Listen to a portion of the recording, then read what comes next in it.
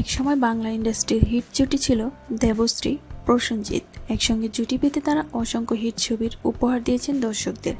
সেখান থেকে সম্পর্ক করে দুজনের, তারপরে সেই প্রেম গড়ায় বিয়ের মণ্ডপ পর্যন্ত। প্রসেনজিৎ চট্টোপাধ্যায়ের প্রথম স্ত্রী দেবশ্রী রায়। 1992 সালে দেবশ্রীর সঙ্গে ঘর বাঁধেন প্রসেনজিৎ।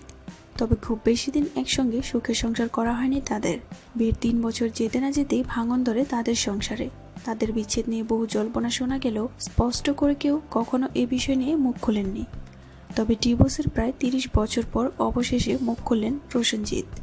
বিচ্ছেদের আসল কারণ হিসেবে অভিনেতা দায়ী করেছেন ম্যাচুরিটিকে।